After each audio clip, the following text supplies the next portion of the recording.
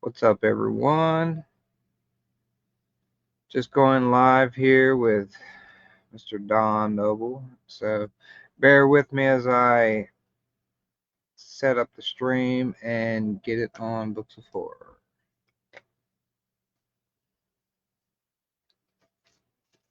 It's always fun setting these up to do like right in the middle of things, and you just start the live and you're just like, right.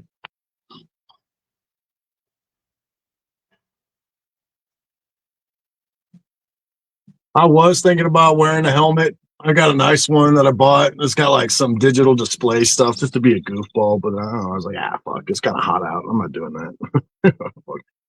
Not doing it. if you was gonna wear a helmet, you'd have to do the one you made yourself, right? Oh yeah, absolutely. I also kind of wondered. I was like, I don't know if you'll be able to hear me too well in it. I'll have to start using my theater voice, sounding like I'm James Earl Jones over here, to project my voice. Everybody just be like, "What the fuck is going on? Like, who the fuck is that? What you doing, RJ?" Yeah, just where we, yeah. Now when I do one of these lives, I'm just gonna have to. Everybody on the live will have to wear masks. Right. Just making sure it got shared into the group. It should. It says it was shared.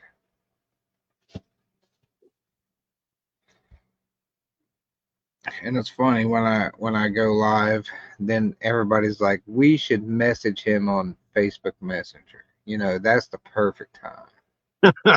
Of course.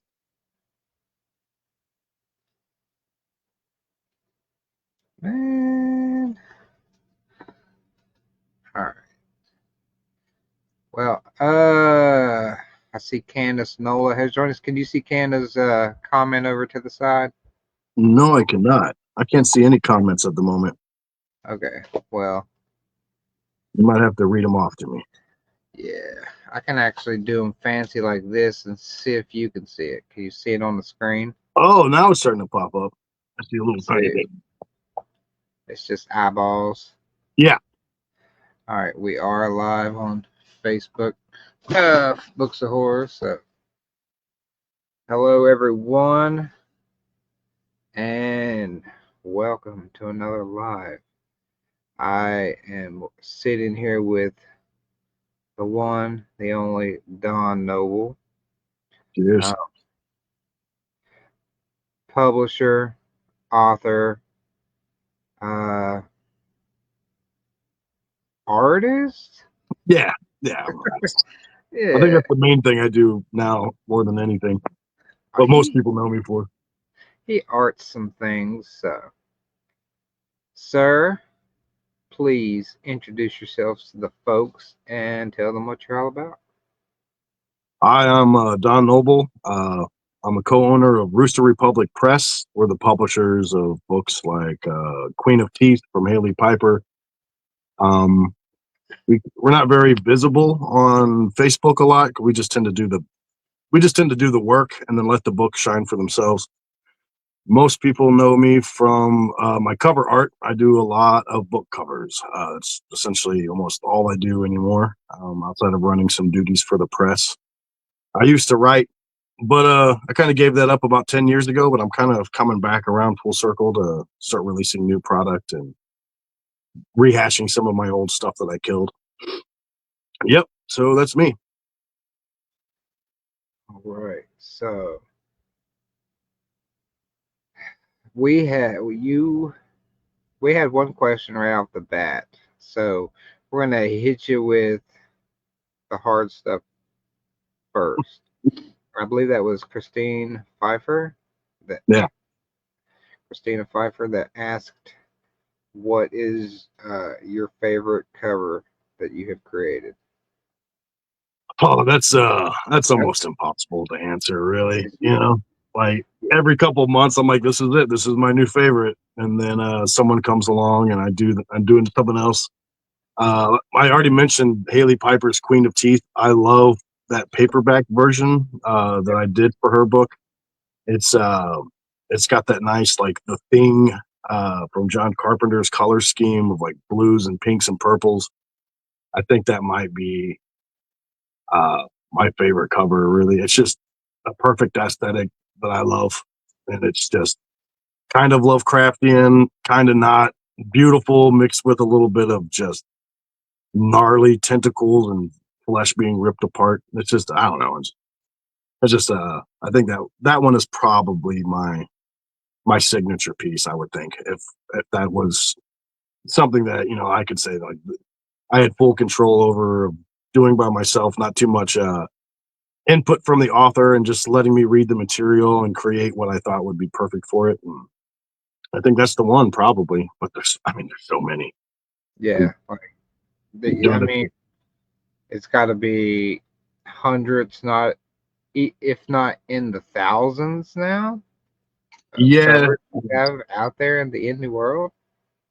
I lost track somewhere over 3,000 covers, and I'm not really good at math either. So all I know is the way that I was even able to come to that number is that our email storage was full, and I had to go through and delete all of the covers that I sent to people, and I saw the number. It's like deleting 3,000 something emails, and I was like, holy shit! I was like, did I really fucking do that many? I was like, I don't know. Like when you're in it, as long as I've been, you just kind of lose track. And plus, I work from home doing this stuff, so I don't even know what month it is half the time. I don't know what fucking day it is. So same. Yeah. So I'm going to pitch an idea for you. It's just something for you to consider, but I don't know if you're familiar with Batman, Allure, Rogues Gallery, but Yeah. there's Victor Zsasz. Man, I don't know enough about Victor Zsasz. I know who he is, but do you know what he does to himself? He's the guy that cuts himself up, right? He's the one that tally marks himself for every victim. So we're gonna start. You see where I'm going with this. So for every cover you complete, you might just want to make a new mark. That's funny. That's funny. I kind of had a traumatic childhood. I used to be a cutter as a kid. That's a little on the nose there. Oh no! No, that's all right. I enjoyed myself. bring out the PTSD. Oh no, not really. I'm completely at home with all that stuff. I'm an open book, so feel free. Yeah, man, that's prolific to say the least. Yeah. I did not expect. I was working in hospice at the time, and I had like $600 to my name, and we had just taken over the company. And then my last client died, and she was like a grandmother to me. And we had taken in an artist by the name of Katie Drinkwine. And she kept telling me, she's like, well, I was doing book covers for our own company. She's like, why don't you sell book covers? I was like, I'm not that good, He's like, what the fuck is wrong with you, dude? And then I saw she was here for 6 months, getting on her feet, and she was able to just completely change her life with art. And she's the one that really kind of gave me the motivation to believe in myself and take the leap of faith. And then I started doing covers. And then the first day of sales, I was talking to Nick, the business partner. He's like, I guess we're a design company now, and yeah. And then that first day happened, and I have never went back to the rat race again. So I've been extremely lucky and extremely grateful to be able to do what I do for a living. Never in a million years, as an artist, I think most artists know that they want to be an artist from their earliest memories, but to make a living from that dream, you can see it ruin so many people's lives. And shit, I almost ruined my life several times over trying to become, an actual professional artist. And it worked out, and it's because of horror. It's been about horror fiction the entire time. It's what saved my ass. So I'm completely thankful and grateful to the horror community to allow me to be a handyman in this genre. Anyway, Yeah, I think with anything there's ups and downs, peaks and valleys, but if you can make a living doing something you love, I think you have captured lightning in a bottle for sure. So absolutely. that's awesome. That makes me think of a few questions for you. First would have been with we talked about the favorite cover, Mm. and you got into it a little bit with that one, but say we'll just say an author approaches you to do a book cover and you read hers and you got the inspiration for the cover with an author approaching you like that, do you like to have feedback from them first, like an idea pitched at you, or when they say free reign, here's what it's about, see what you come up with? Do you have a preference as to how you approach doing a cover for someone like that? Oh yeah, absolutely. So usually when I talk to an author and I'm doing a commission, it works. It's either two ways. They'll either approach me with an exact idea that they already have. They know exactly what they want. They just want me to execute that idea. And that can work really well. Preferably, like since I don't have as much time as I used to like read every single book that comes across the desk. Uh, what I like personally is an author gives me an overview, and they could send me several pages just talking about their book, giving me the vibe and what other kind of book covers they like in general. And it allows me to have more freedom to really create, like, I think, more stellar images. Uh, like, I did Candace Knowles' Bishop cover, and she just told me about the book and gave me a basic idea. And she's like, just run with it. And I'm always a huge fan of really like centralizing motifs on books sometimes. Like, simple is better sometimes for me.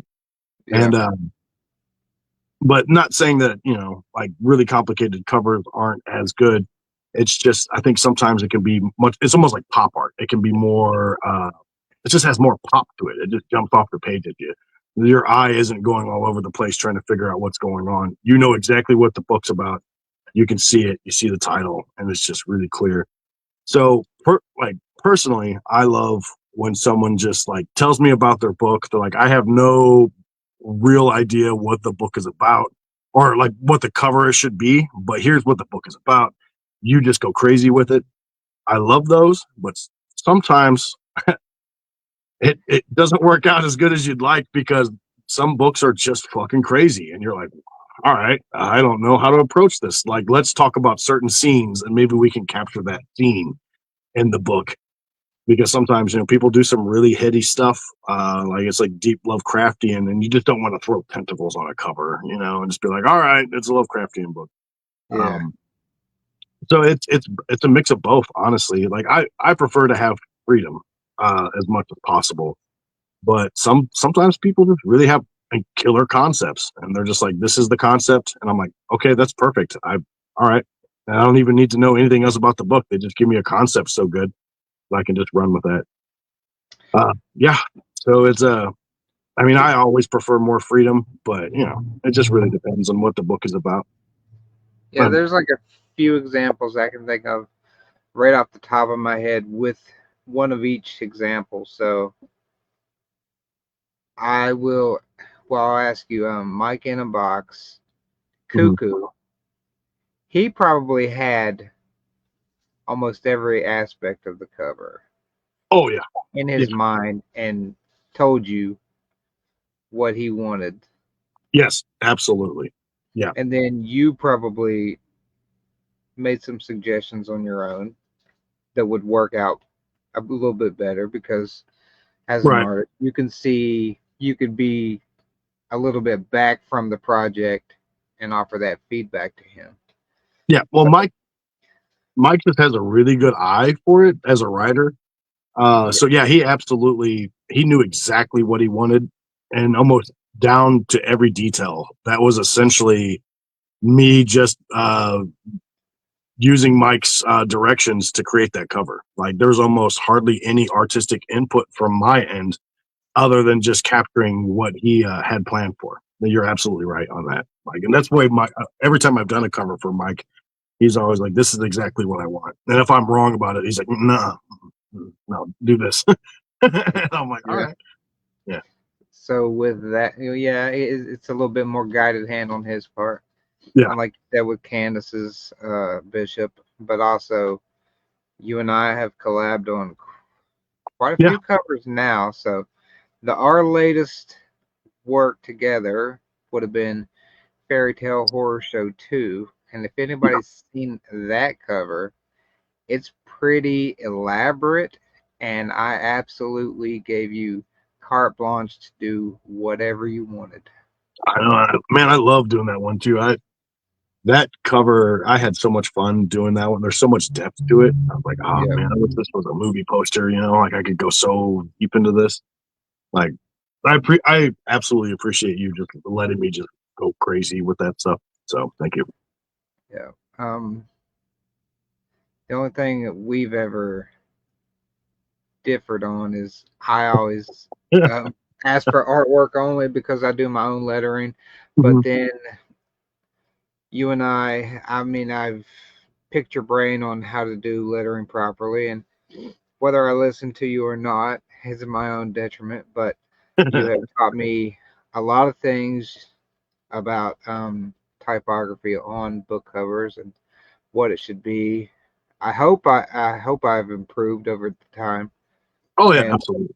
used your feedback, but also that leads me to another thing that people might not realize with you is, and I'm not, trying to blow smoke up your ass or nothing, but you're very generous with your time with folks, and people might not see that you just being a cover artist, but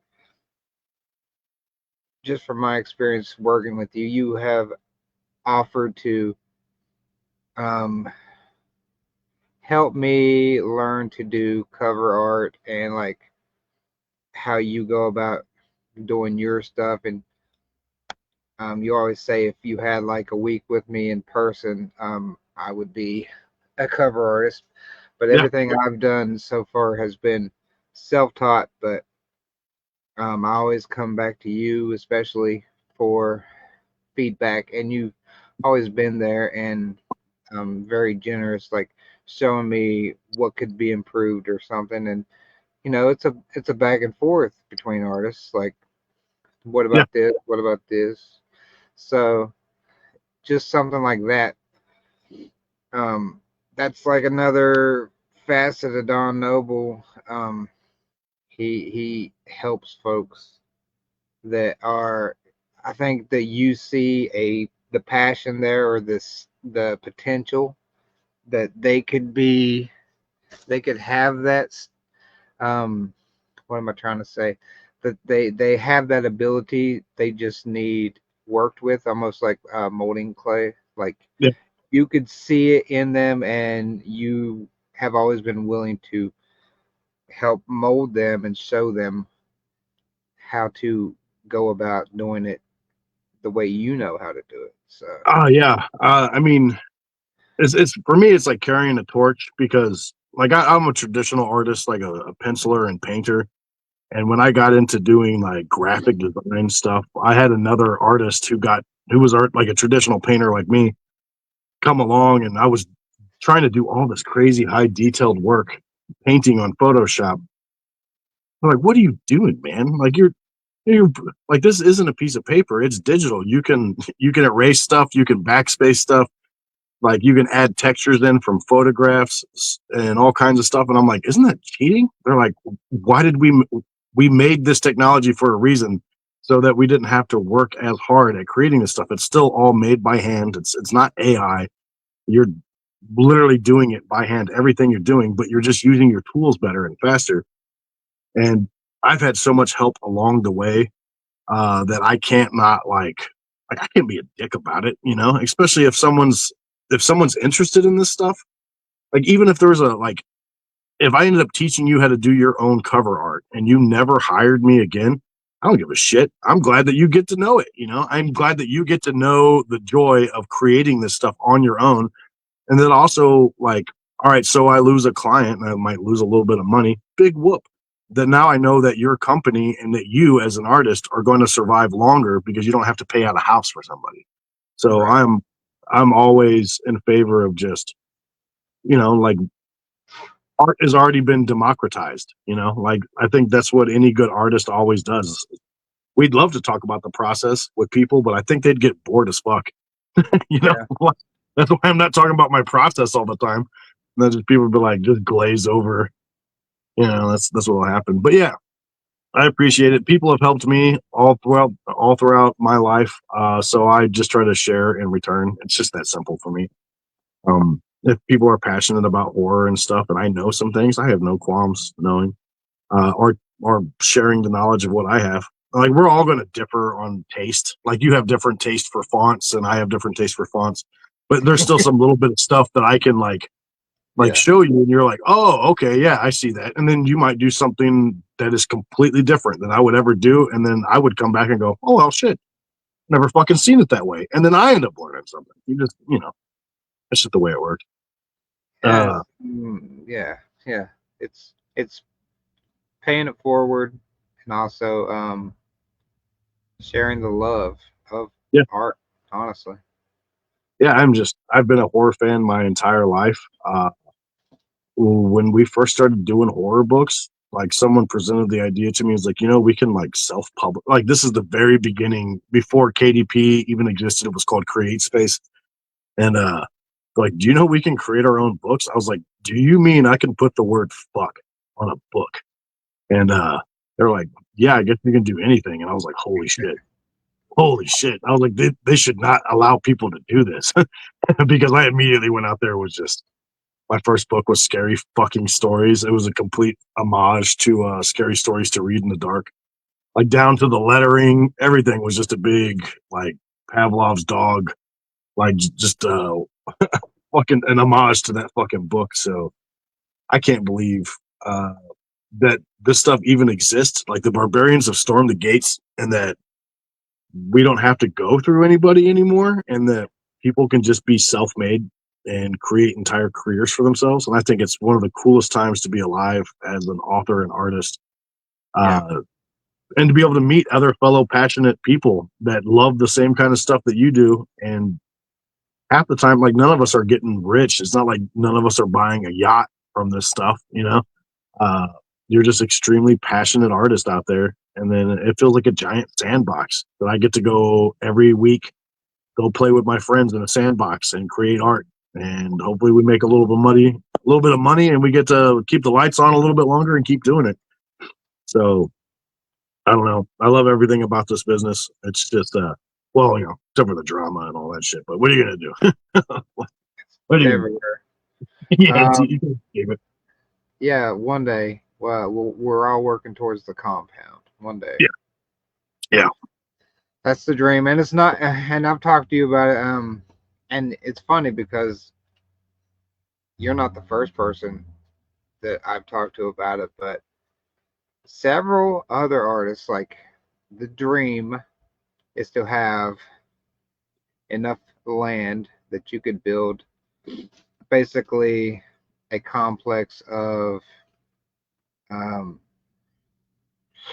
spaces for creatives to come and purely create and not worry about any of the other bullshit that life throws at you. Like that, absolutely.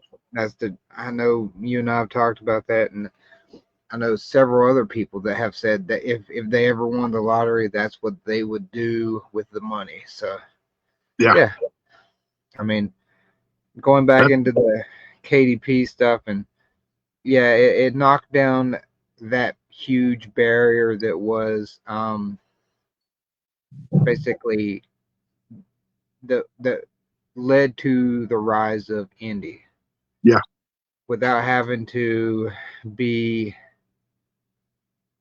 accepted by, like, I don't know if it was the big five even back then, or there were more around, I because think it might have been the big six back then. Somebody Lee ate no somebody else. longer. Yeah. But yeah, like, I mean, for better or for worse, I think and also it being Amazon, especially now, like, Amazon's so against themselves to Oh, what made them what they are today. I think they've lost the big picture.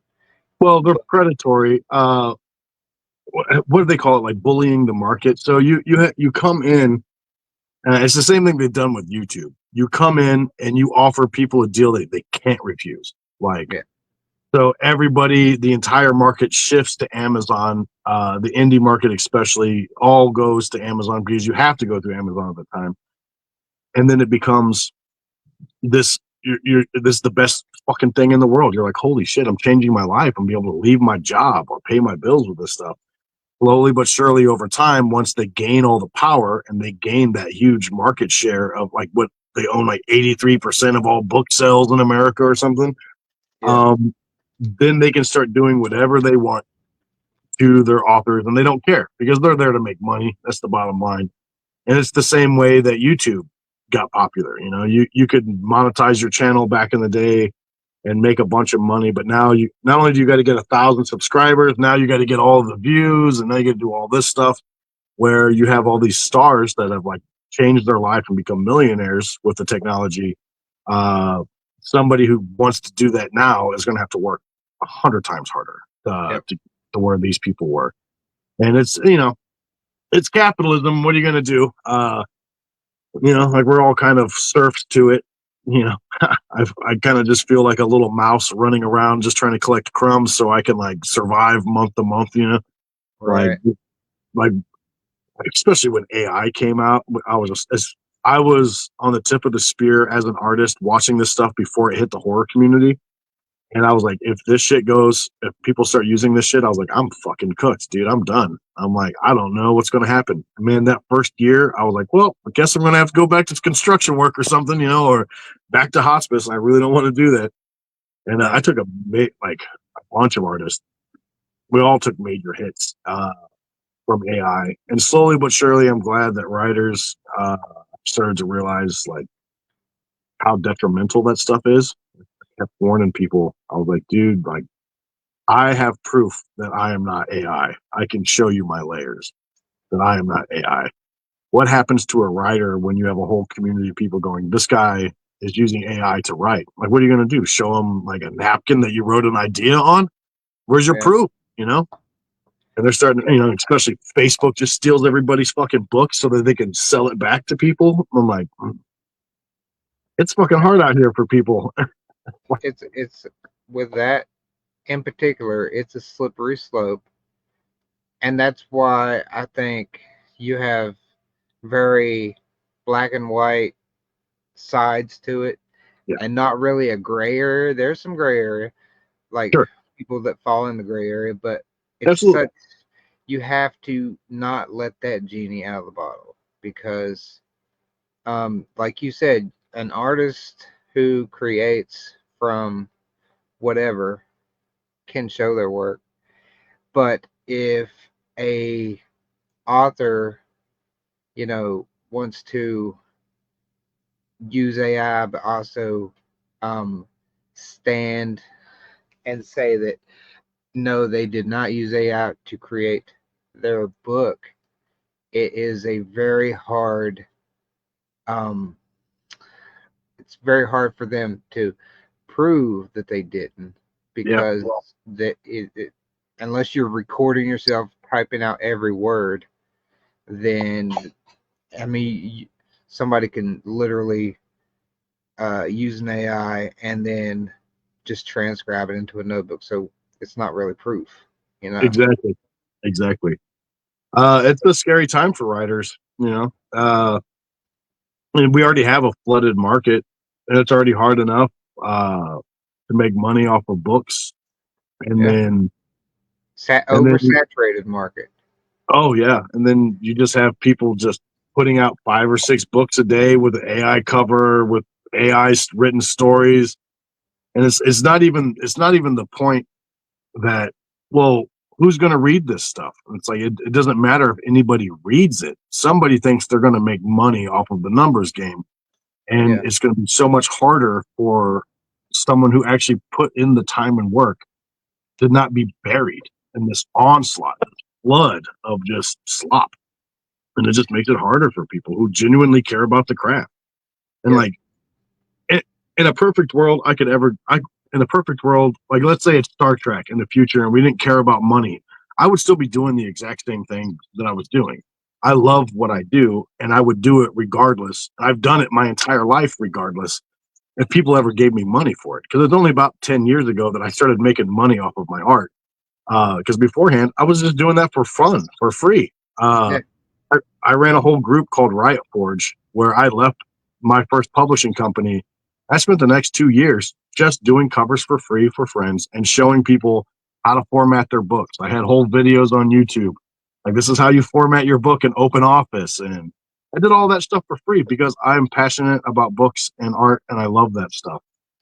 So it's not even just a question about money for me. It's about the craft itself. Like, I care about the craft, and you can see with a lot of these people who are just doing this AI stuff, they just don't really give a shit about the craft. And I'm just like, well, fuck, get the fuck out of here. I don't want to read your stuff. Like, I'm not going to support you if you don't give a fuck about the craft. Like, what? Why are you selling me this stuff for? I Yeah. want to see. I think and people like that want to cash in quick and stuff, they'll quickly either burn out or Yeah, they'll get separated from the wheat from the chaff, and eventually people will catch on and not support them. yeah, But yeah, so I think I'm in the same boat with you. You said even if you didn't make a dime from today on, you would still be creating your art. yep, And I think that's true with most of the writers out there in the community. That it's good to make those. It's good to find those crumbs as the mouse, but also if you are a storyteller, then you're going to tell those stories whether you get the money or not. So yeah. it's a passion. Yeah, it's like a compulsion. Yes. I'm if I don't have a creative outlet, I fucking kind of turn into an aggravated dickhead, Like, I gotta have that's my channel of, like, that's how I like, if I have a bad day or some kind of emotional response to something, that all goes right into the art. That's how I turn all of life into something that actually I'm like, well, something's making me fucking mad as fuck. I can go outside and yell and scream or get in a fist fight at a bar or some shit. Or I can take that and do something good with it and channel it onto the page and channel this experience into something that's actually positive. And that's what it does for me. And also, it makes my brain shut up because, like, when I'm making art, Yeah. like, I'm not me anymore. I don't even exist. I'm just doing the job, and that's my happy place. I'm like, oh, like, cool. I don't have to listen to my squirrel brain and all its fucking cockamamie ideas.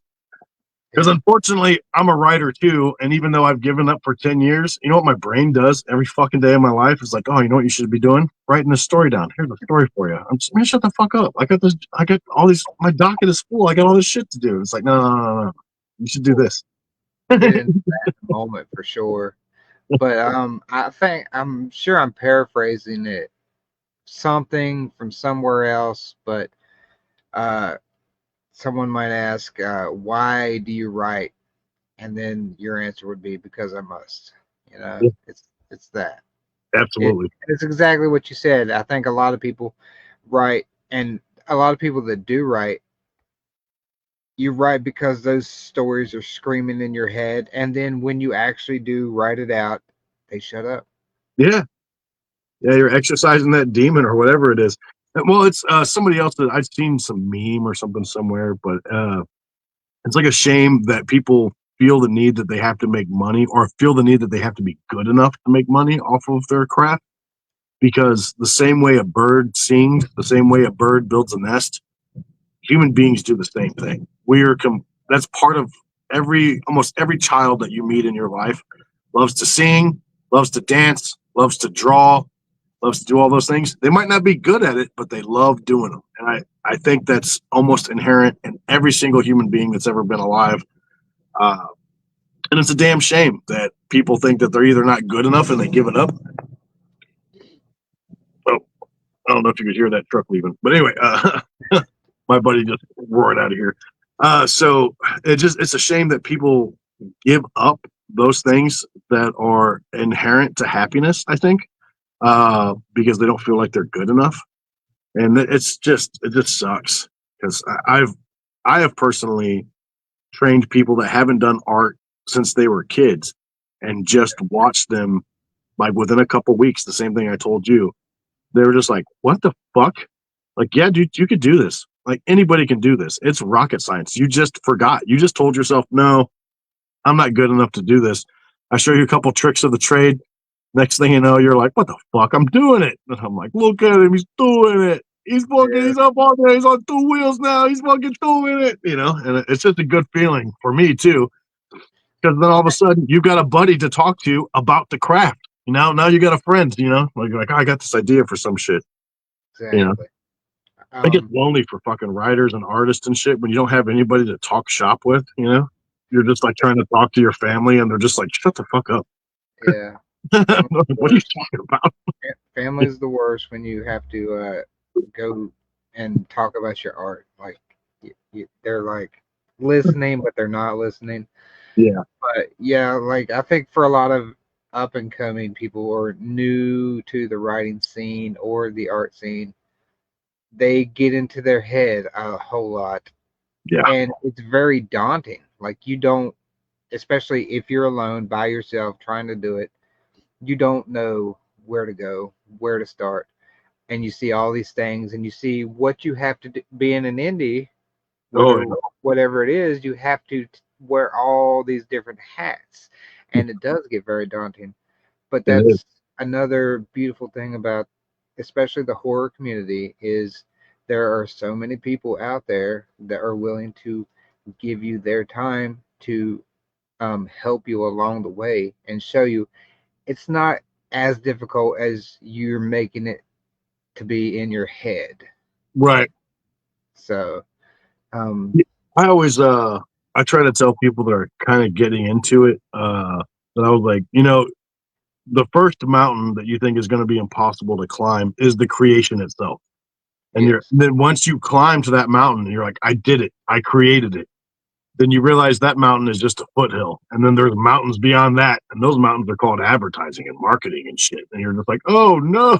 And you're like, the job today for independents like us to be able to market yourself, be a publisher, hire an editor, be your own provocateur in advertising.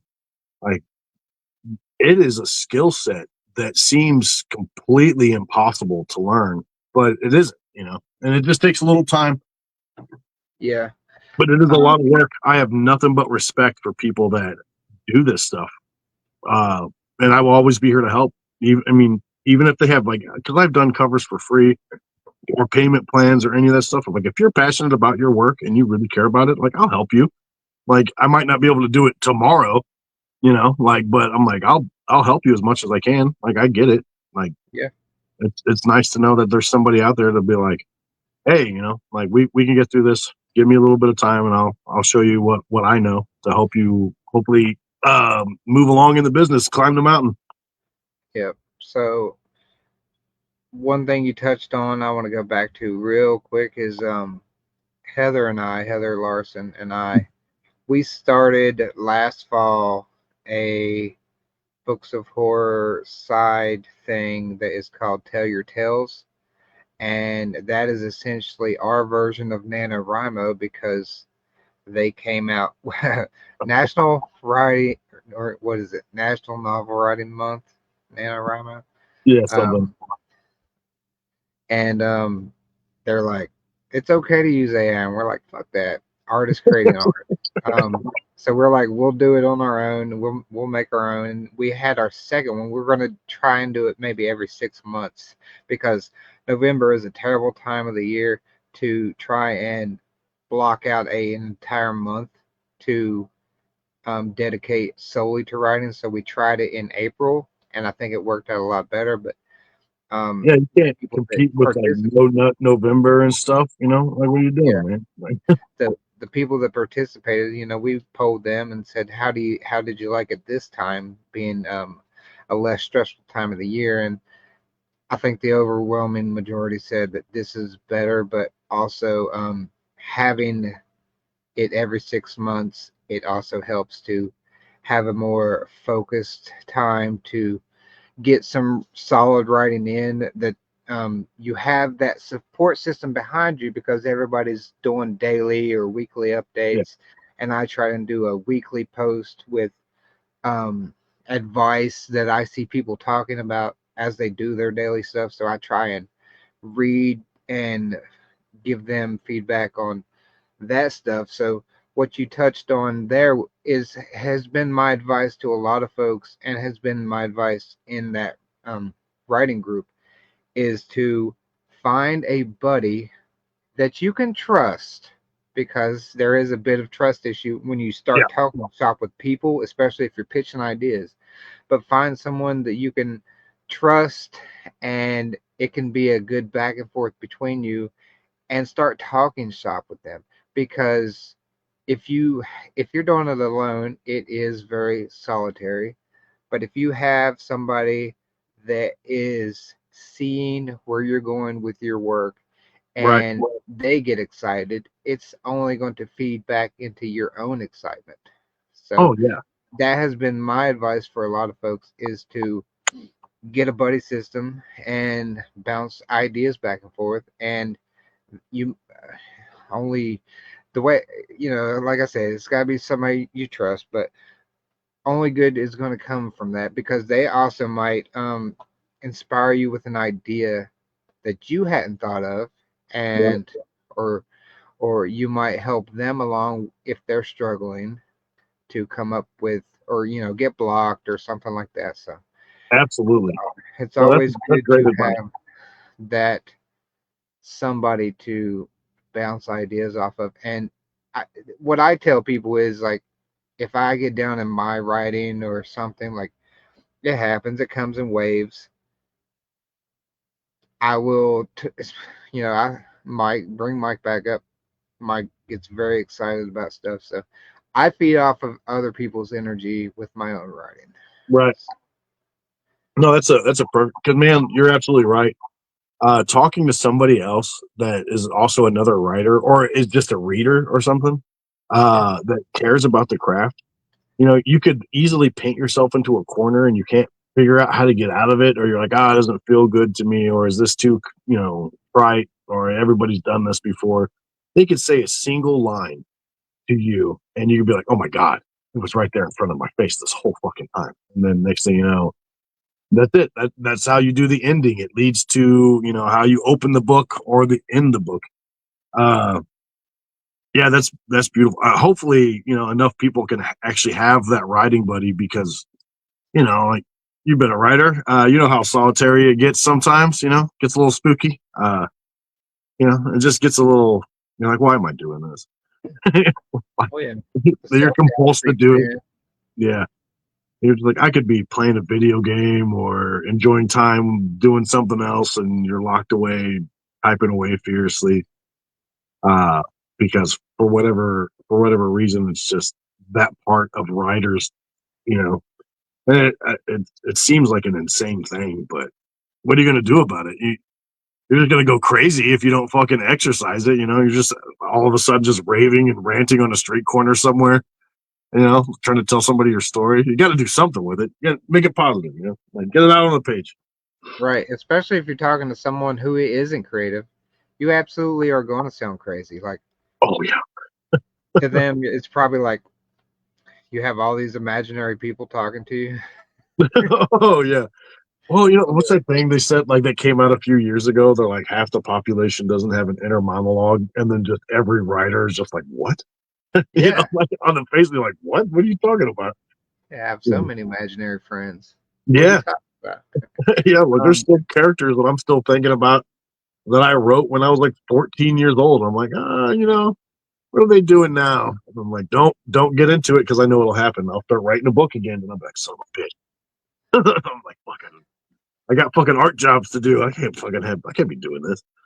But I have been here recently, unfortunately. Man, I'm kind of nervous about it, dude. Seriously.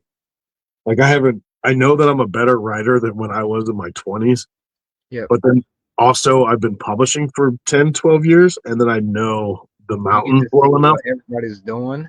Yeah, and I'm like, You're oh, like, and then, yeah, that's a whole different set of self doubt. If you're a publisher and a writer, and then you find these people that absolutely blow you away with their stories, and you're like, I can never do anything this good, you know. But then you just have to shut up, tell yourself to shut up, and just you have to write. I mean, you can't. It's not a race. You can't yeah, compete with people like, and you can't compare. What is it? Comparison is the thief of joy. yes, yeah. So My business partner, Nicholas Day, like that man can write me like he can literally just write circles around me, and I yeah, just cannot compare to his literary work. But he tells me all the time, he's like, "You've got a great Midwestern storytelling voice. It's very conversational tone. You know how to tell a story. Stop shitting your own bed and just do the thing." I'm like, "No, I'm going to shit the bed." I'm like, because I read his stuff he sends me all the time, and I'm just like, Jesus fucking Christ, like every line is poetry. Like this yeah, fucking guy, and I'm just like over here fucking slamming my head in the door. yeah, But at the same time, not everybody wants the purple prose. And I'm a very straightforward conversationalist writer. The way I approach writing is like, if I'm sitting at a bar and an old man's telling me a story, is he going to keep my interest? That's yeah, how I try to, when I start writing, I literally try to inhabit a voice. Like I'm imagining a particular actor with a certain cadence, and like Paul Harvey from the old news stories and stuff. Like, how did he write? And I'm trying to embody that as I write, uh, and I think it makes my writing better. But also, I haven't been doing it for 10 years, so like I'm kind of like, oh god. take I off sent some some, rust. yeah, Yeah, I sent some stuff over to a publisher the other day, and I'll keep their names out of it because I was like, dude, like they're a friend, they're another fellow publisher, and they're really well to do. And we were just talking about writing in general. And I sent that over, and a short story it was my first short story I wrote in 10 years, and I sent it over just waiting to be completely eviscerated. And they're like, you almost made me cry, dude. What the fuck is this? This is beautiful. This is great. I was like, cool. I still got it. And they're like, yeah, when are you going to give me some, when are you going to finish this book? I'm like, never. I'm gonna ask. I'm never gonna finish this book. I'm just gonna think about it forever, and then I'm gonna die, and then probably come back as a ghost and haunt people because I'm just still trying to write that book. yeah. Like, fuck. That, that's something to remember too. Like, you might read a really damn good book and um, get that self doubt creep in, but the, at the end of the day, the only person that can tell a Don Noble story is Don Noble. Whether Right. it's you think it might come in too similar to a story, because nothing new is under the sun. We're Right. all, and there's only so many words in the English language that we're using, but it's just a remix of everything. So the only person that can tell that story that you have in your head is you. So Yeah. Yeah. Absolutely. I mean, don't quiet it. I'm a huge fan of apocalyptic fiction and zombie fiction, and I listen to a lot of audiobooks while I'm making art. That's where I spend more money on audiobooks than I do physical copies now because I'm trying to like maximize my time. So I love listening to audiobooks, but I listen to so many god awful zombie books. They're just so bad. They're so bad, but I can't stop listening to them because I've been a fan since I'm like 5 years old. Uh, I think we and have the entire time I'm thinking, I was like, you could do this just so much better. And it's this huge playground that you can do with zombie books, but people keep falling into the same tropes, and it just really saddens me because every once in a while I will find a zombie book that is just fucking golden, and I'll be like, God damn it, that's fucking perfect. That's how you write a zombie story. And then I'll go through like 1,000 of them, and I'm like, well, fuck. he's a fucking super Rambo military guy, and he's got a bunker full of stuff. And I'm like, okay, well, if you're gonna do that, let's have fun with it, you know. But they always end up doing the same stuff, and it's not to shoot those people down, but they should also read more in their same genre to realize that, hey, I'm just literally almost carbon copying this same idea. Yeah. Maybe I should change it up a Whether little bit. whether intentional or not, like, Yeah. yeah, And that's I don't why. even think it's intentional. I think it's just you follow logical steps as a writer. You're like, well, if this happens, then this happens. Yep. And so many people are following those same logical steps. It's like, nah, man, you got to put a little crazy sauce in there, fuck it up a little bit, make the dish a little different. Spin it around and Yeah. twist it up. If you're playing with a very established trope, try to think outside the box just a little bit to where it completely changes the trope and flips it on its head. Absolutely. Oh yeah. My first novel was Beer Run of the Dead, and it was an idea that I gave birth to when I was a teenager, like, you know, running away from the cops at keg parties and shit. But I wasn't smart enough or had enough experience to really write that novel until I spent about 15 years roofing, like hanging out with complete degenerates, that I knew how to really write that novel. So I'm like age 24, 25 when I wrote Beer Run of the Dead. And the whole basic concept is these three idiots find out that if you get bit by a zombie, the cure is booze. You got to get hammered drunk. But then it leads to a bunch of other problems because you're fucking hammered drunk all the time. And you're just making mistakes left and right because you're fucking hammered. And I thought that book was going to, like, you know, that was my fucking ticket, you know? And then, nope. You know, it sold all right, but the first book, Scary Fucking Stories, just completely outperformed it. But I'm still proud of what I did inside that zombie book because I'm just doing shit that I'd never seen in zombie fiction, just truly having fun. You're trapped in an apocalypse and you're bored as fuck out of your mind and you're stuck on a rooftop of a pawn shop. I'm having these guys like do zombie fishing. He catches the guy's hand with a treble hook and he's making him slap another zombie with it, you know, so they start doing like fucking goddamn what is it, the fucking Three Stooges shit. You know, just dumb fucking stuff about what would happen if you're just three drunk guys fucking trapped in this fucking place trying to get drunk. And I'm still incredibly proud of that book. But then some of the jokes, writing jokes from 20 years ago, because I'm fucking 40 now. Holy shit, goddamn it, I'm old. Some jokes don't fly, so I completely killed the book. I was starting to reread it the other day to release it, and I was like, you know, a lot of this is good, but some of it is fucking super cringe. Like, and I know I wrote it to be cringe, but I was like, it's like hyper cringe. I can't do it. I gotta like fucking re-edit this stuff and fucking redo this book. So, Yeah. I'm sorry, I'm off on a fucking tangent talking about zombies and shit. A fucking pastime of mine. With zombies, I mean, I know a guy that that kind of wrote something, but yeah, that's it. I mean, yeah, if you're gonna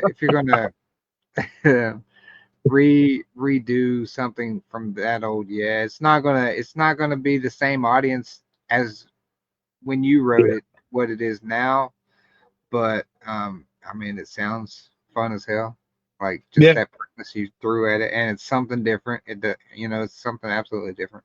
It does, and it's also something a little bit familiar because you kind of had that guy in what is it, Dawn of the Dead, who was on top of the pawn shop Yeah. taken out, but they were communicating between him and the mall with the Yeah. signs and stuff. But like it's similar enough, but also very different and your own spin on it. So Oh yeah. like my only question to you saying that is like, what happens when they run out of beer? So like, Well, so, you know, the infection is killed off once you get drunk enough to kill the infection. So if you don't get bit again, you're fine. But the you know, they're also there's nothing else to do. There's no TV, there's no radio, you yeah, know. So towards the end of the book, they're you know, they're going to go for the main heist because they get word finally the radio crackles back to life that the smog over Los Angeles has slowed down the zombie virus, and they were able to barricade the city, so they know that they have a place to go. So they're gonna go. We're gonna go raid this fucking major liquor store, and then we're gonna head to Los Angeles. And then of course everything was fucking wrong. So It was just like it's a big buddy comedy book. It's a popcorn horror comedy novel. When I wrote it, I literally had very specific actors in mind. There was two guys that were like basically old douchebag '80s rockers, named Rock and Steady, and they were going to be played by Bill Hader and Danny McBride. And the kid that played McLovin was going to be the kid Kip and the shit. So I had complete actors who I imagined as these guys. Because I originally wrote it as a screenplay, and it was pitched to Curious Films way back in the day because I had a connection through my buddy's uncles. Like this, my buddy, we had a band, and he kept telling us his uncles were famous artists through Disney. And we're like, dude, you don't have to lie to make friends. He's like, no, they fucking work for Disney, dude. They're fucking artists for Disney. You know, I was just like, shut up, whatever. Yeah. And then years later, he's like, get your portfolio. We're going to go to a barbecue. And I was like, okay.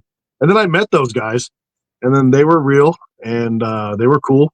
And I brought my portfolio, and they're like, oh, yeah, you eat a lot of acid. And I was like, oh, you know, mushrooms. and, and they're like, this is pretty good stuff. And we were having a barbecue, and I pitched Beer Under the Dead to them. They're like, you gotta talk to our buddy Rich Moyer. And next thing I know, you know, I'm working on a script for Curious Films. And I thought, you know, like as a 24-year-old kid, like, oh my God, like this is how it happens. This is how I'm gonna do it. No, it didn't work out like that at all, you know. Like it all fell apart.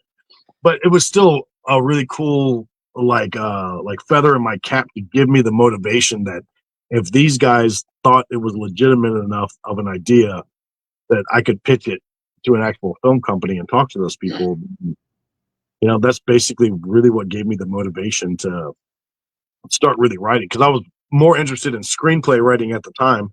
But once that all fell through, I'm like, what am I going to do? Sell a screenplay? You know, like, what am I going to do with it? So it sat around for a year. And then I learned about CreateSpace. And I turned it into a novel. And then that basically started my whole writing career. It's just like, oh, okay. I'll take this from screenplay and translate it as a book. That's how I started. And this was before I think even Facebook even really existed. Before, God, I feel ancient saying that. You know, like we were touring the country like crazy. Yeah, right in that time frame. Yep. London Blue asks, do you write screenplays too? Oh yeah, I do. That's actually that's my preferred way to write. I really love the economy of language in a screenplay. There's no purpley stuff. It's just direct visuals. And the thing that I love most about writing screenplays is you don't have to worry about he said, she said, I can't even say it. It's just their name and the dialogue. It's fucking great. I fucking love that shit. I was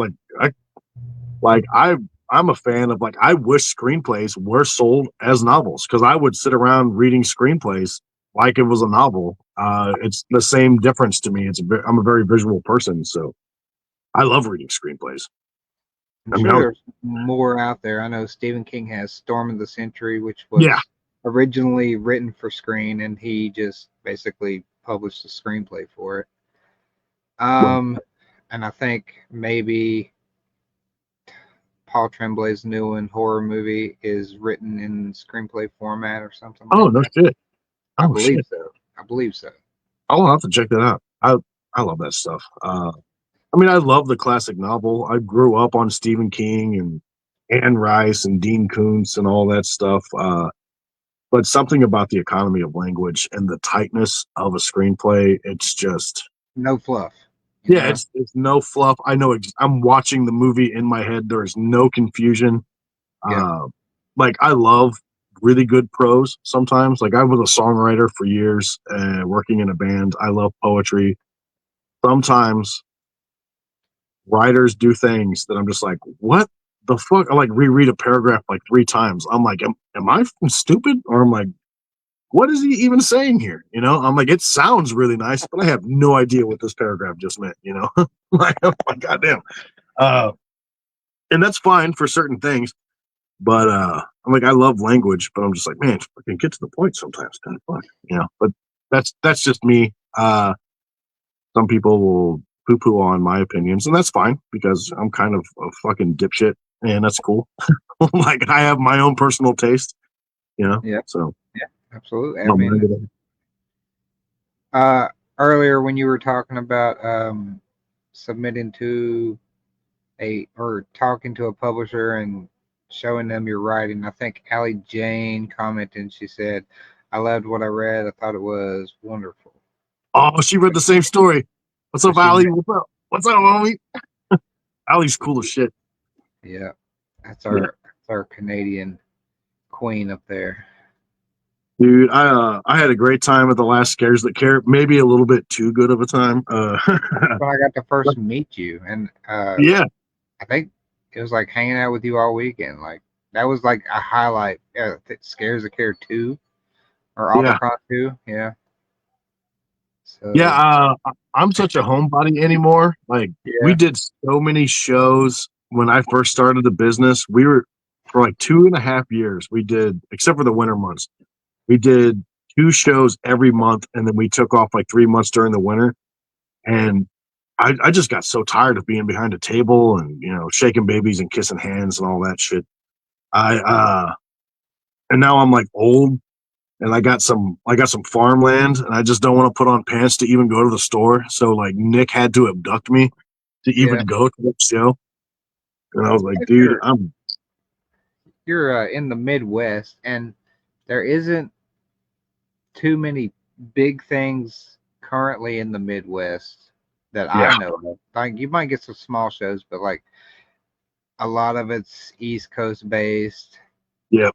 But I'm always like every time an event comes up, I usually message you. I'm like, "You going?" You're like, "Nah, not this time."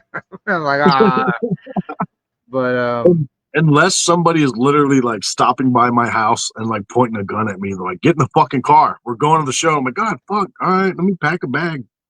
Like, I'm just not going to it. I don't want to drive that, like, God damn.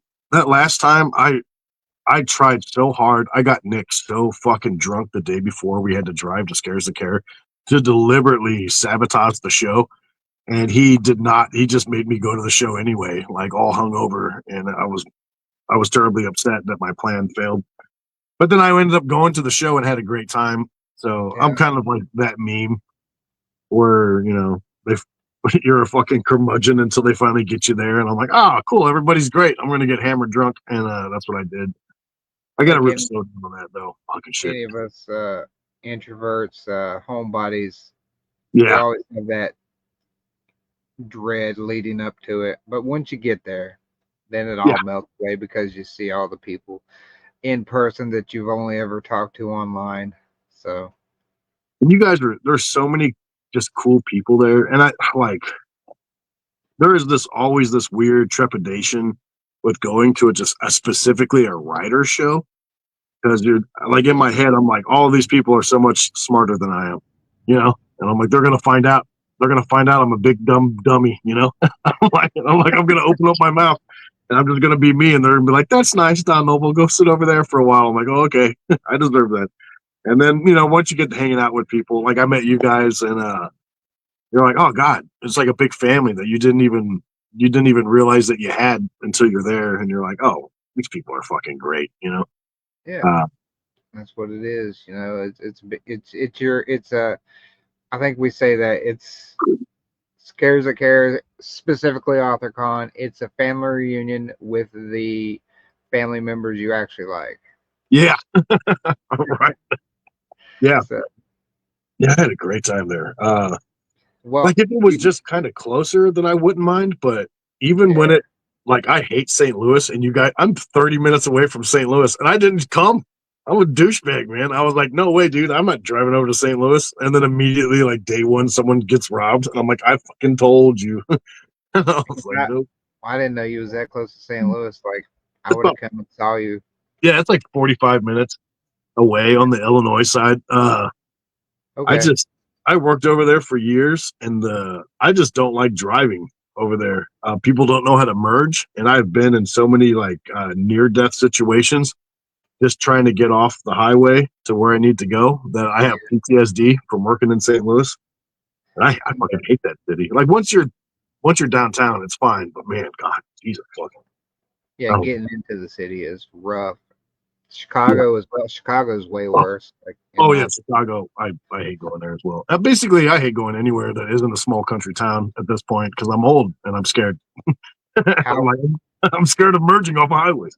how far are you away from Indianapolis? Oh God, I don't know. Probably about 180 miles or so. Not too far. 200 2 miles. hours, 2 3 Yeah, hours. yeah, probably. I'll be there in August, man. I might have to travel a little bit more west, come say hey, but Oh yeah, that's, that's gonna be the only time I ever get to see you. oh yeah. I mean, we make homemade wine on the property. We got a farm out here and chickens, and we got a little trampoline for the mini fainting goats. I like to go out there while they're jumping on it and clap my hands real loud and they fall over. It makes me happy as well. Yeah, Um, I just I've completely turned into a hobbit out here, and that's being in a band and touring a lot as a younger guy, and then doing a lot of touring for books right afterwards. It's like I've seen every state in this country like 8 times, and I just want to go home. Like I'm tired. I don't want to put on pants. I don't want to fucking do anything that's not on my property or like 5 miles down the road. I'm just like, I man, forget I'll do this. I forget what you named it, but the where you're at right now, you're in the A-frame, right? Yeah, yeah. This is the little tiny house. This is the first one. So Uh, yeah, like I was pitching things that you has like Fortress of Solitude and stuff, but I forget what you named it. But yeah, like I mean that's yeah, you're creating your own paradise, Shangri-La, yeah, and you're trying to get self-sustainable off the land too. yeah. So As much as possible. I don't know if we'll ever get completely off grid, but you it's a can't dream. without because of the nature of your job with the internet, you can never be Exactly. off grid. Yep. But as much as as much as you can lower your footprint, Yep. yeah, I mean, we were talking about it earlier about creating a compound out here, or anywhere for riders to retire or just to like, even if you were taking breathe, 6 months off and just breathe. That's yeah, essentially what we've done out here. We did the things like let's get some friends together and get some land, and I'm telling you, it's completely possible. The biggest thing I could say from experience of doing this stuff is that everybody has to have enough space because sometimes people just get agitated. They'll wake up in a cranky mood, and you just got to make sure people have their own enough living space. But then also, it's like creating the X-Men or a baseball team. Sometimes you're gonna have to realize it's a family. There's gonna be some infighting, and people are gonna be cranky or whatever. But if you're committed to the goal, uh, then your life can completely change. Because when I tell people how cheap it is to live out here, I think you'd fucking want to come over here and beat my brains in my skull. The yeah, land's paid off, the main house is paid off, but there's also 4 adults here working together to do this. And sometimes we have more or less, and we've taken in whole families. We had a whole family here for like a family of 5 for about a year, and it was chaotic, but it all worked out, and we eventually got them set up on their feet to get them where they needed to be.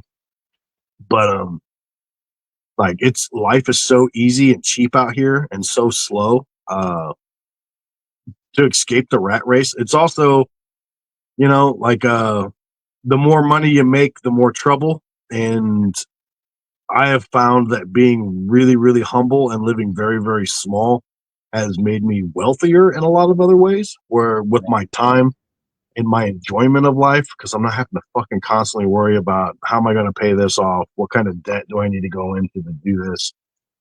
Almost everything that we do out here, like, is basically just people. I built a whole fence. Most of this tiny house is all reclaimed material. People just throw shit away. Just yeah, fucking they're just communities that are really well to do all around us, and they're like, here's a free deck. My wife didn't like it. We built it 5 years ago, and I'm like, motherfucker, I'll build a tiny house out of that. And like yeah. I go down there with the van, me and a couple buddies tear the shit apart, and come here and save me like $1,200 on building the first initial shit, and you guys spend a little bit more money to get new material in there. Um, if you've got that set up with people, I say take the leap of faith. If anybody's listening to this, if you can do it, get yourself some land, get off, try to quit the main fucking job as much as possible, and try to enjoy the fucking most of your life as you can. Because god damn it, if I have a nightmare of any kind, it's going back to regular work. Yeah. Like I would rather go sell blood and I don't know, be one of those crazy people that scraps cars in the middle of the night or steals the copper out of your walls. I have more respect for those people for not ever wanting to go back to the rat race because that shit is fucking pure dread to me. Like that shit is hell. I I feel so I, like I've told people over and over again, other artists and other writers that are going through hell. I've got another artist that lives out in Oregon or in Colorado right now where they're like, man, I got to get the fuck out of here. I was like, here's the address. Just show the fuck up. We've got a couch you can stay on until you get on your feet and figure out. Don't even worry about paying bills. We've got like fucking bills are covered. You know, just do whatever you can to get the fuck out of there. So that if you want to stay here and you want to become part of the X-Men, great. If you don't, then you know, stay here long enough to get a job, get on your feet, and then mosey on along. Yeah.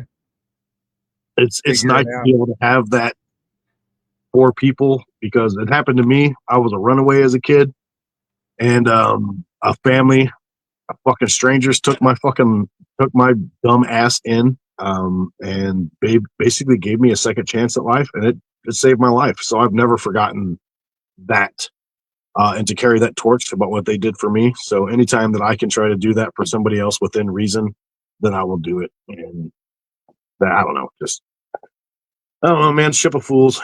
I'm just trying to get through this fucking shit, you know, and like enjoy my life a little bit. Is that the Yeah. cat up on your shoulder there? Yeah. Yeah. It's like sitting on my shoulder.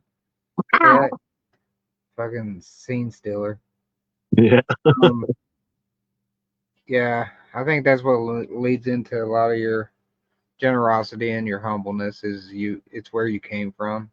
It's what Yeah. you've experienced and lived. So all you're doing is paying it forward and giving people a chance, whether it's working with them art or offering them a place to stay like that. So Yeah. applaud you for that, sir. Well, Uh, thanks, man. I'm just trying to be a good kid, you know?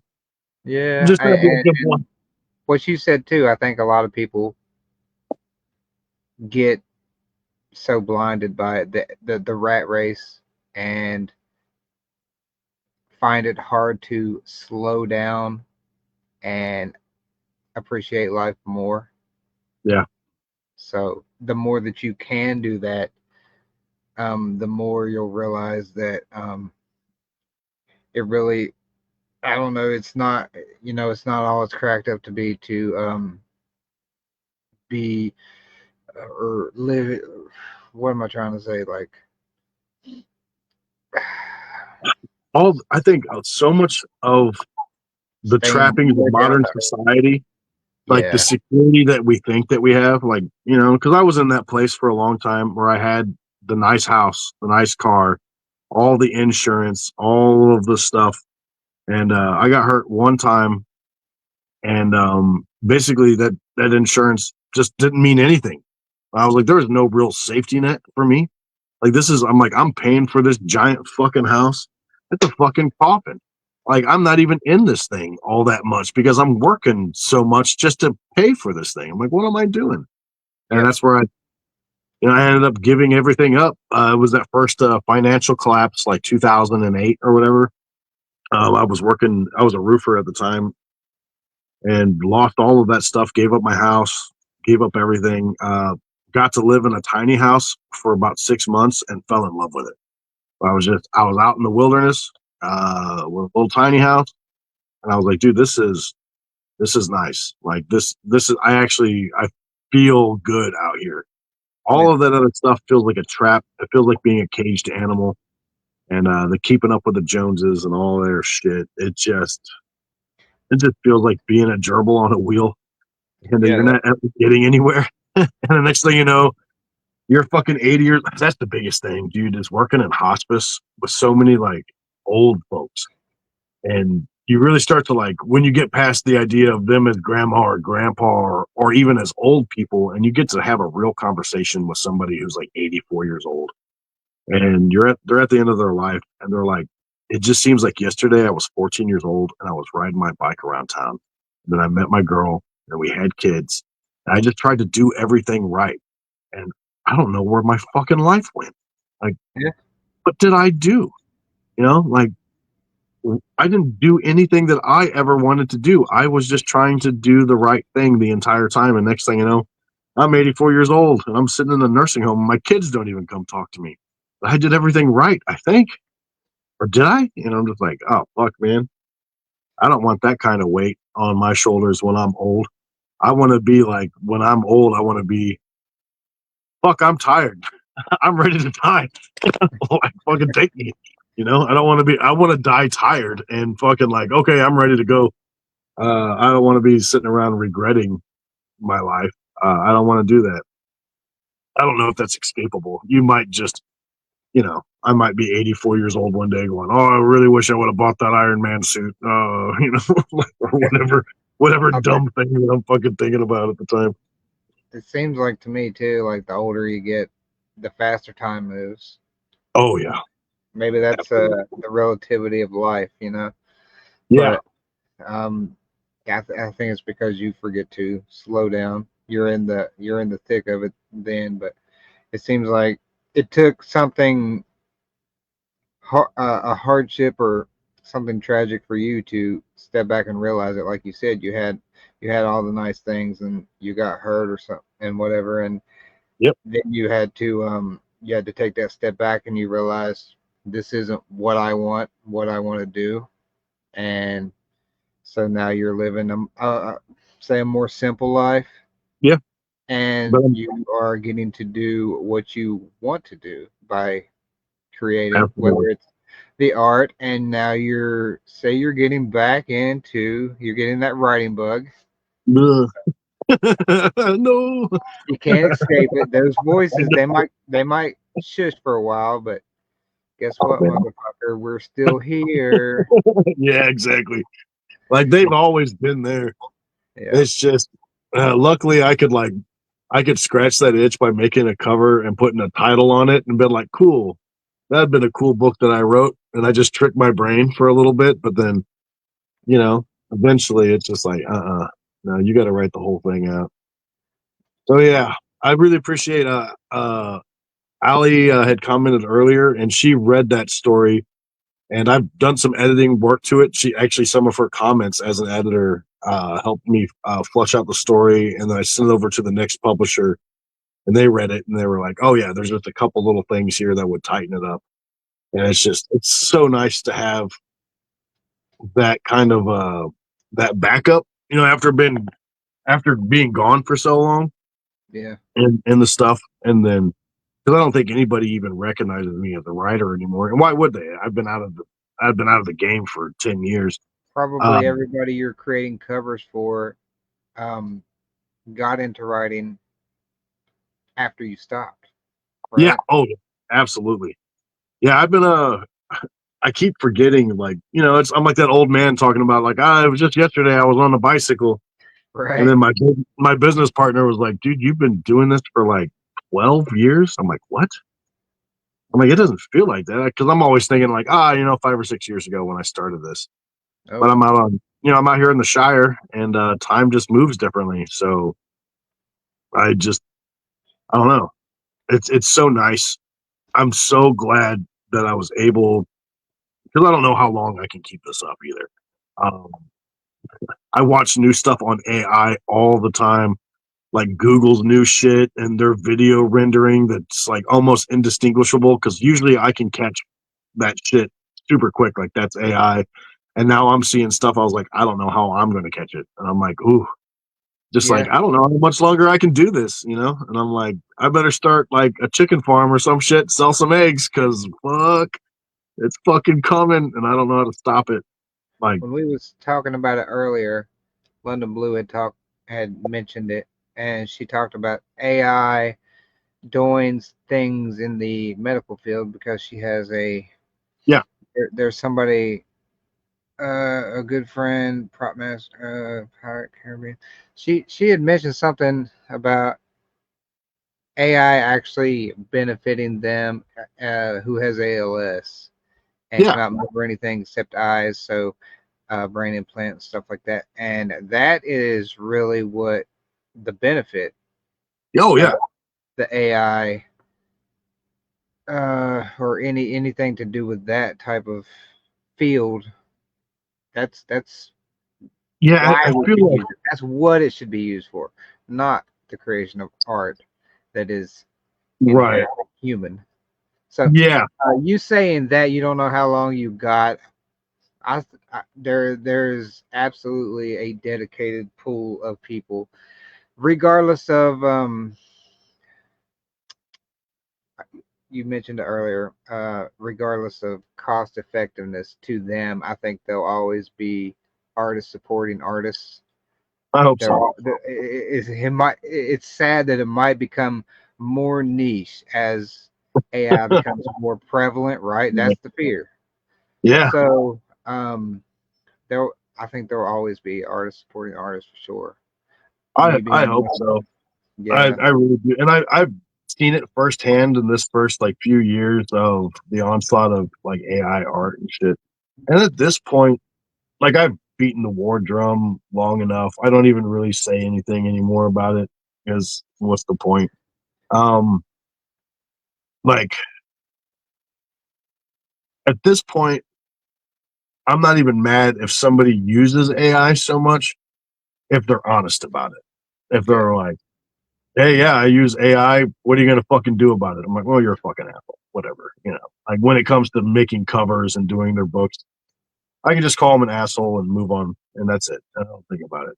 Yep. It's the it's the people that fucking pretend like they're actually doing the work and Yeah, getting all that praise.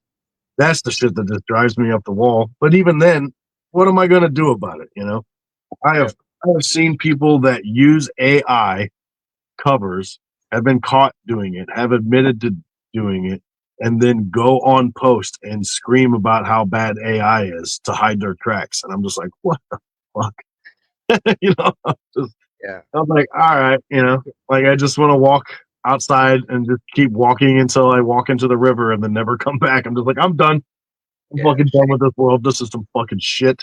Shady shit, you know. Oh yeah, just fucking completely The main nefarious. issue right now with AI is because it's the model that it uses now is stealing people's art without them being compensated for it.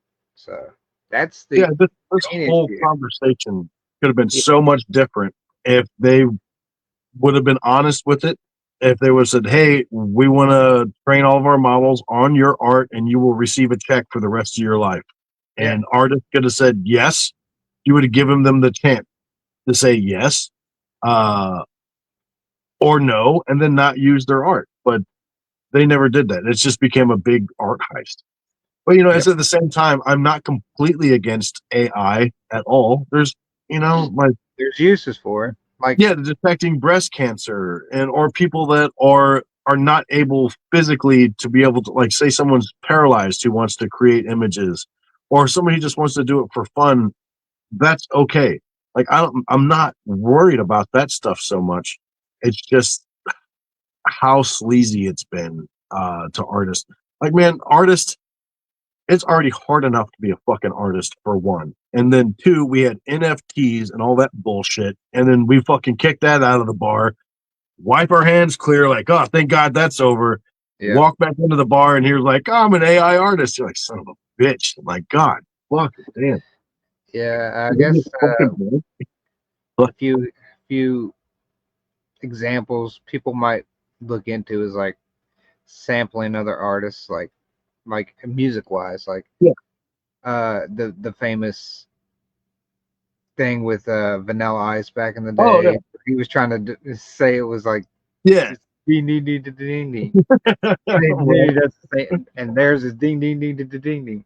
Right. Yeah, but So, like, it's people try to make that argument about, well, what about a collage? Is that art? Yes, that's still made by human hands doing things.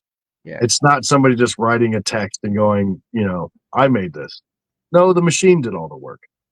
Because even within graphic design, like I'm using a lot of photography that is not my own, but it comes from stock art and shit like that. And then Licensed. and I take that stock art, I cut it up like Frankenstein, meld it together, do a little painting over the top of it to create a new piece. But every single step of the way, there's been a human hand involved in that thing. And it's not Yep. stolen from somebody. I don't go and take a copyrighted material from somebody who owns that intellectual property and steal their stuff. That's not how it works. I'm working within the public domain. I give back to the public domain. If I buy books and I live in a tiny house and I can't keep all these books in this fucking tiny house, guess where they go? They go to the library so that other people can it's part of the public domain and it's keeping old art alive. AI doesn't work like that. And it's just straight up theft, unfortunately. It didn't have to be that way, but here we are. And you know what? I don't know. I can't stop any of these people. I can't stop the future. I've been trying for the last year and a half to John Henry my prices. Like I'm just Yeah. a guy with a hammer trying to fight a machine, and I know I'm going to lose. And I still keep my prices incredibly low. I think I'm one of the cheapest people inside of the horror community as far as art goes, as far as affordability. Um, because I know how fucking expensive this stuff is. Oh yeah. My life isn't that expensive, so I don't have to charge as much. Uh, so I like the stuff that I don't have to charge for. I just share that those savings on to like my clients and stuff. So like I don't know.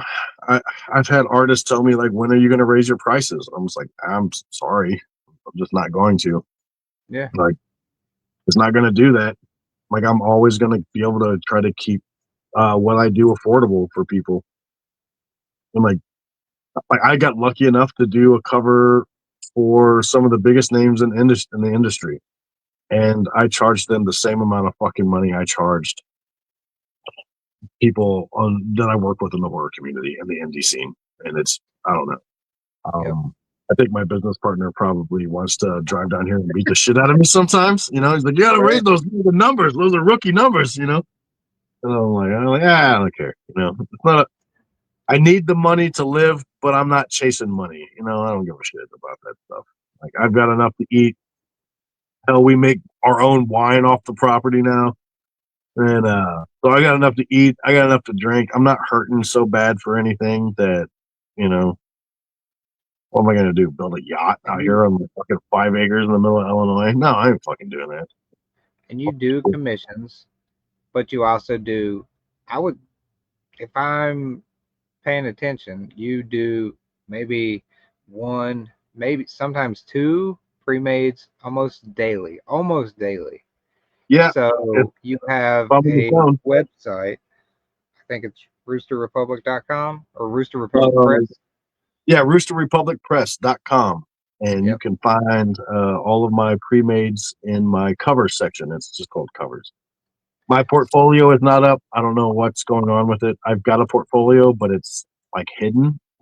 Yeah. I'm not a web expert. I don't know what the fuck's going on. Why it's not being on the main public page. But Yeah. yeah, yeah. If I'm in the Um. zone, I'm doing at least a pre-made a night. I try to do a commission a day. If I can, if they're not too complicated, I can do the commission, and then when I'm blowing off steam afterward, I will do a pre-made or two. Sometimes a commission, because of the nature of the commission, it might take me 2 or 3 days, maybe a week. Um, but I still charge the same amount of money. Yeah. So it's Anybody that's seen my announcement for the next Books of Horror anthology that is currently open oh call, that was a pre-made cover that you had posted, yeah, and it absolutely blew me away. I should post it without the lettering because I got the lettering right in the middle. But you posted it, and it just blew me away, and I was like, I gotta have it. Reached thank you. out instantly before any. I couldn't believe anybody hadn't grabbed it up by then because it's essentially a Right? skull made of clouds. Yeah, yeah. It's amazing So with pre-mades. It's such a roulette. stuff, like some of the best work I've ever done, stuff that has layers. It took me days to do. Still sits on that website. Nobody's picked it up yet. I can point to it. I was like, this is the best thing that I've ever done with graphic design mixed with mixed media and my own painting. And nobody has bought those fucking covers. And I just look at them every fucking day, going, one day, buddy, you're gonna find a home. Someone's That's, gonna that's love you. You know. what I would say. Like, it might not be today or tomorrow, but like, just just like writing, eventually it'll find its audience. So, Yeah. Yeah. but Absolutely. that pre-made, I felt. I mean, you charge what you charge, and that fucking pre-made is so beautiful and was so cheap. Oh And I yeah. feel like, I was like robbed you. I feel like I robbed you for that cover. But you charged what you charged, and I was like, Yeah. thank you, sir. Yeah. There's always that conversation. Like, say if you're working with like my buddy who left earlier, he's a union worker, and it's that conversation about he goes to a job. He's been doing this stuff for 25 years. He's there for 20 minutes. He fixes a big piece of glass. They charge a fuckload of money. They're like, you're not paying. And the customer is like, you fucking robbed me. Because it only took you 15 minutes to do. It's like, you're not paying for that 15 minutes. You're You're paying for paying the for the 25 job. years Yeah. of me doing that. I instinctively know that as a construction worker and all that shit as well. But I also know my market too. And I also know that there's a lot of people who are just making ends meet in real life, and art is a luxury for them. So, yes, should I charge an exorbitant amount of money more than I do? Probably, Absolutely.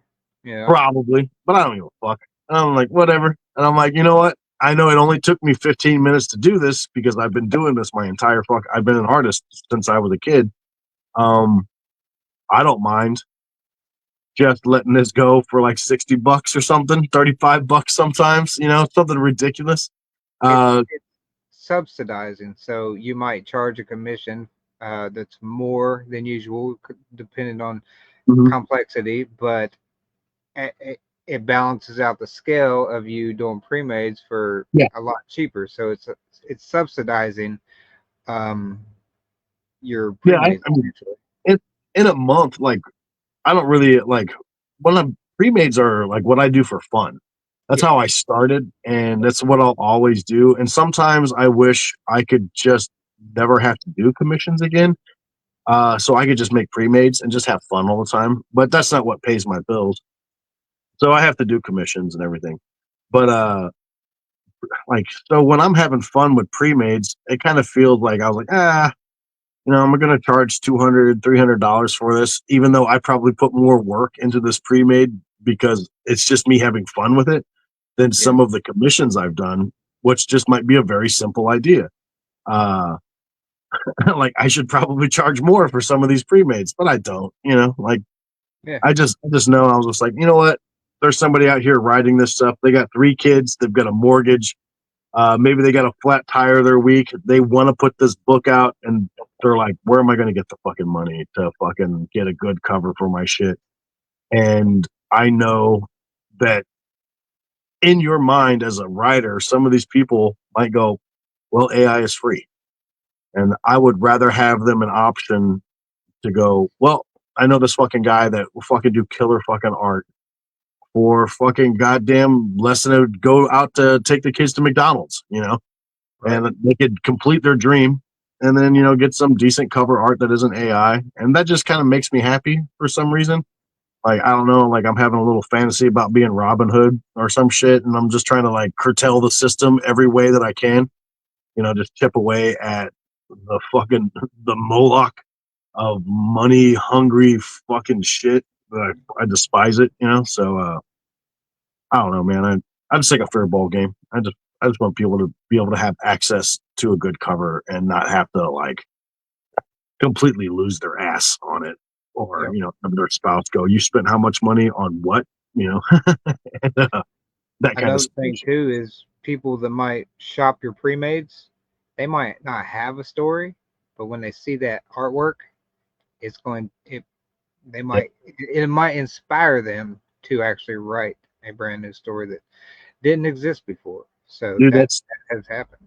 that is chef's kiss. I mean, that's man. I've had that happen to me several times in my life where people are like, "I saw this, I immediately got a story idea, I have to have it," and then it's like a year later, they're Yeah. coming back and they're like, "I need the paperback and hardcover wrap for it." I'm like, "Holy fuck, you did it! You fucking Yep. did it!" I'm like, that makes me so wildly happy. Like I just, I don't know. It's like there was almost, or sometimes you do a cover, a pre-made, and I put it up and it's sold in 5 minutes. Someone's like, I just literally finished my book yesterday and I was looking for a cover for it and that fits my book perfectly. And I'm just like, God damn Perfect. it. Look, yeah, perfect. Perfect. Just fucking like just fucking the sweetest shit like that. All right, sir. You've teased him a little bit, Mhm. but is there any roundabout dates for when they might see some of your writing seeing the light of day? Well, You talking don't about, have to say anything if you don't have it right now, but I'm we've teased guessing it. it would be 2026. From talking to the publisher, I'd have to compile everything and it would be a mix of stuff that people haven't seen for 10 years and then my newer stuff. So I'm guessing, if you're going to really do the editing and do the whole part, it would be 2026 probably is when you would see it. Uh, Seeing some of my fiction come back to life. That I think that's the earliest date you could do it correctly instead of me trying to rush job some stuff. So yeah, I would, Awesome. if unless I'm a complete ass and I'm just like, no, I don't want anybody reading my stuff. Yeah. I don't know. I'm like, I I'm think already busy. I'm already busy enough as an artist. I don't know if I want to be like, oh my god, I read your book. yeah. You know how it is being a fucking writer. All the shit that you have to do. Yeah. Here's the main difference between me as an artist and my life as a writer. As a writer, you're constantly. It almost feels like you're having to like put your foot in someone's door. Like, please, God, read my book. You Yeah. know, here's an advertisement for my book. Here's all my stuff. The thing I love so much about being an artist is that I don't have to do any of that shit. All I do is just put a picture up and I go, hey, here's a new pre-made. Somebody buys it or somebody doesn't. So, or somebody comes to me and goes, hey, I need help with this. That is such a different experience from having to constantly advertise for, like, I feel for writers. Like I see the struggle of what you guys do every fucking day. And I'm like, Yeah. God damn it. I don't, they're like, oh, you got to send us this book. And I'm like, I don't want to do it. I don't know if I want to do it, man. It's fucking terrifying. Fuck. So much work. It is. It is. Um. Yeah.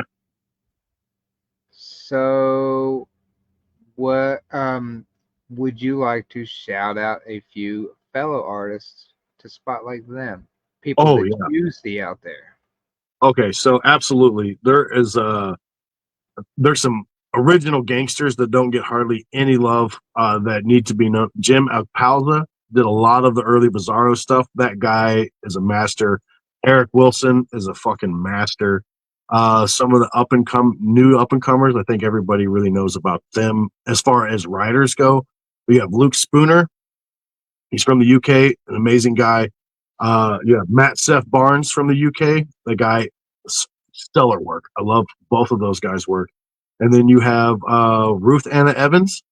I think everybody knows her. And then Adrian Medina.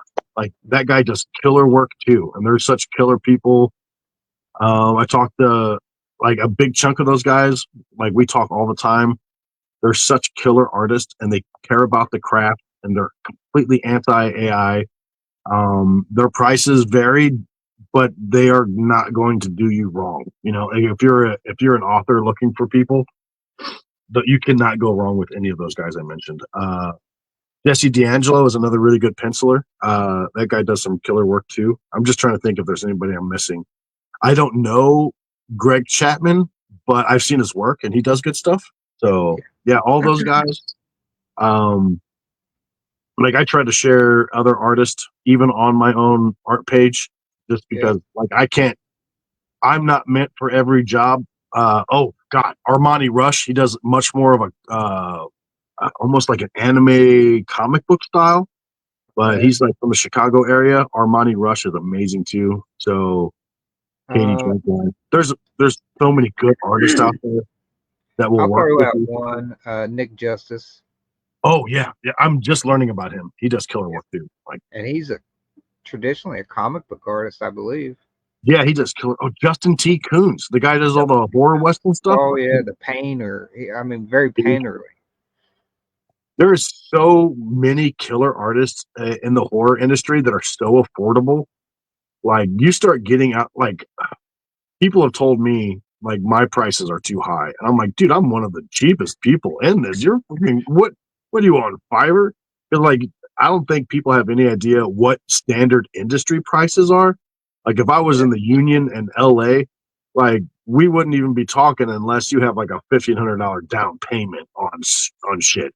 And there's Yeah. just a lot of people in the horror industry, and when you're first starting off, that's a lot of money. And you're like, I've only put out a couple books and I've made like $10 in royalties. Like, $1,500. Like, you're fucking crazy. So not that those people shouldn't charge that shit, but our market is not the horror industry. And part of the reason I love it is it's so much fun in the indie horror industry, but it is also like the bottom rung of hell. Uh, Yeah. the coolest thing about that is prices are very affordable as well. Because you start moving up into like high dollar fantasy covers and stuff, high dollar sci-fi covers, like you'd be lucky to walk away not spending $800-900 on something. Oh yeah. So Yeah. when And, somebody charges you $200 or $300 for a complete like setup for your paperback wrap, your audiobook, and all of your stuff, like I just hope people realize that they're getting a steal. So yeah, and also like if you see artwork that you like and the artist is out there and you find out who it is, don't be afraid to approach that artist to try and work out a deal because a lot of these artists understand the business yeah, and would work with you on something. absolutely. So don't, and Absolutely. even at the end of the day, if you can't come to an agreement, they're going to appreciate you appreciating them. So I love the haggle and I love helping people. So even if somebody's just like, say the cover is only $60, but they're like, dude, I can only afford like $25 right now. Life is hard. I'm like, man, just put down 10-15 bucks. And then yeah, once you pay it all off, I'll send it over to you. It's okay. I don't care if it takes you 3 months. It's just going to sit there anyway. But if that cover is what you need for your book, like I'm not dying over here yet, but like so I'm not opposed to that. I'll do payment plans or any of that kind of stuff. So you're absolutely right. And plus I don't mind just haggling.